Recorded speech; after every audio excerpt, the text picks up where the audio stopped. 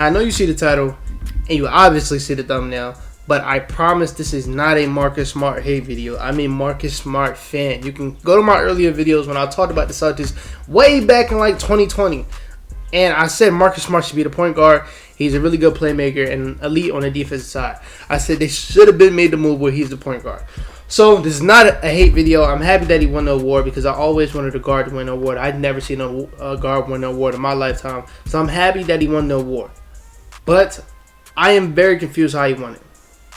Now, of course, the Celtics was the number one defensive team in the league. And in most years, I understand him winning the award, but I'm still super confused. They drop a Kia ladder for Defensive Player of the Year every month, right? Just a couple weeks ago, the last one, with 5 games left in the regular season, Marcus Smart was 5th in the race. He was 5th on the Kia ladder. He was 5th. And at that time, Rob Williams just went out for the rest of the year. My question is, what did Marcus Smart do in those last 5 games that catapulted him from going from 5 to overall winning the award? What did he do? And like I said, it's not hate. It's not hate. But he wasn't even, he was top 5, but he was 5. And then the month before that, he wasn't even top 10. It was Rob Williams in this position. So what did Marcus Smart do in 5 games to catapult him from 5 to 1? And then when you look at the stats, of course the center is going to have better defensive stats than the guard. But it shouldn't be by this wide of a margin. When you look at the stats, the Celtics are the number 1 defense when he's on the court. When he's off the court, they're the 4th best defense. Now, I don't want to do this, but me personally, I had Rudy Gobert winning the award because this is my main point. When he's on the court, they're the 4th best defense in the league. When he's off the court, they drop down all the way to 26. Now, this is not the most valuable defensive player of the year, of course, but it's been like that for the last few years. It's been like it's basically been the most valuable defensive player of the year award. It's just not that name, but that's what it's been like for the past few years. So I want to know what happened in those last 5 games for Marcus Smart to catapult that high. I kind of know already the narrative. A couple weeks ago, that's when the narrative of Marcus Smart winning the award started to come. That's when it started to come up. Kendrick Perkins was a major factor in that narrative popping up. But even with that don't make no sense. For him to go all the way to 5 to ending winning the award over a guy like Mikal Bridges, who has a number 2 defense in the league. And he's been on the Kia ladder Defensive Player of the Year for the whole year. And this is not me bashing Marcus Smart's defense. I just don't understand how all of a sudden he hopped up over Mikal Bridges, Draymond Green, Jaren Jackson Jr. How he hopped up above all those guys that ended up winning the award. I don't understand at all. I don't even feel like he was the best defender on his team this year.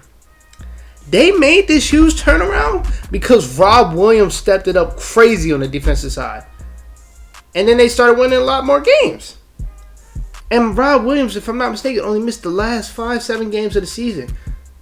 And he was above Marcus Smart before he got hurt. So how did he catapult not only his own teammate, but everybody else that ended up winning the award? It had to be because of narrative. It had to. It's no other excuse. It had to. Not mad that it happened because, like I said, I love Marcus Smart and I love that a guard won it. But it don't make sense. It don't at all. Now the next award I want to focus on is the Most Improved Player award. If you watched my videos a couple days ago, I said in my honest opinion, it's a 2-man race, but it can be an argument for having DeJounte Murray in that award race. They announced the MVP and my Most Improved Player finalists, and they were Ja Morant, DeJounte Murray, and Darius Garland. The main thing I heard for the last 3 days that's been getting on my nerves, and I understand it because he's been going crazy in the playoffs, is where's Jordan Poole? Jordan Poole not being on this list is bad. It's bad. He was in the G League last year. Now he's the second option on the championship team. And I hear all of those things. God, I was on the Jordan Poole way before any of you guys. So this is not me hating on him either. I hear it. But who cares? The last 5 Most Improved players: Julius Randle, Brandon Ingram, Pascal Siakam, Victor Oladipo, and Giannis Antetokounmpo. You know what they all have in common? That year that they won Most Improved, they jumped up to be an NBA All-Star. Their stats jumped up dramatic and made them NBA All-Stars. Ja Morant, Darius Garland, DeJounte Murray, stats jumped up dramatically. Not only their stats, but they helped their team jump up dramatically. Darius Garland, his team wasn't even in the play-in last year. They made the play-in, you know the whole story. They would have made it for other injuries and stuff. Ja Morant, they were in the play-in last year, now they're the 2 seed. DeJounte Murray, they were in the play-in. They're playing again this year. And they all made All-Stars for the first time this year. I understand. We all love JP. We all watching JP. I've been on the JP wave before all of you guys. JP wave, Jordan Poole wave. That's kind of hard. I've been on the wave before all you guys. I made a video about him in September. But it's no way you think he's had a most improvement type year over any of those guys. It's no way. You can't. You can't, bro. And for the people that says he was in the G League last year, please shut up. Please shut up. He dropped 30 in the G League in both of the games that he played, and they moved his ass right back up to the NBA because they know he didn't deserve to be down there.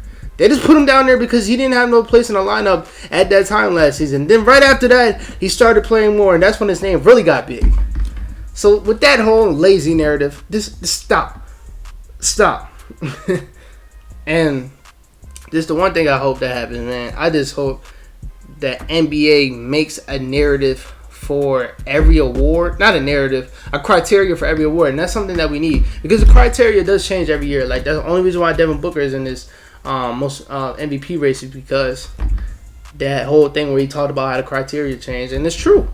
Normally, the best player on the best team usually gets him most valuable player. Last year, the most improved team, the Knicks, won Coach of the Year. But this year, the best team in the league is going to win Coach of the Year. The criteria changes. The one thing I just hope for the NBA going forward is that we make a real criteria so stuff like this can't happen. So we don't get these soft fans crying about, oh, where's Jordan Poole? Oh, where's Jaren Jackson Jr.? Why is he not in the Defensive Player of the Year races? Where's Bam? Like, can we just have a criteria so we can just lessen these soft people, and they're so annoying, man. They're so annoying. But that's just one thing I hope that we have going forward in the league, man, because stuff like this, it can't keep happening. I understand Jordan Poole, yes, he's had a very good season, most improved player season, but he shouldn't be over any of those guys. Marcus Smart, yes, he's been really good on defense, but I don't. Even Celtics fans will tell you he's not even the best defender on the team.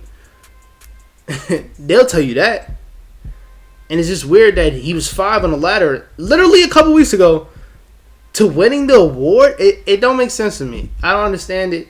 The narrative, they pushed the hell out of that narrative. I've seen people on Twitter talking about Marcus Smart got the first Here Nigga award. That's funny. That's real funny because that's how I seen it. They just gave it to him. But other than that, man, this is it for this episode. Even though it sounds like I bashed him, a Jordan Poole's video is coming out tomorrow because I'm going to say I told you so again because I told you so. But other than that, man, that's it for this video. Peace out.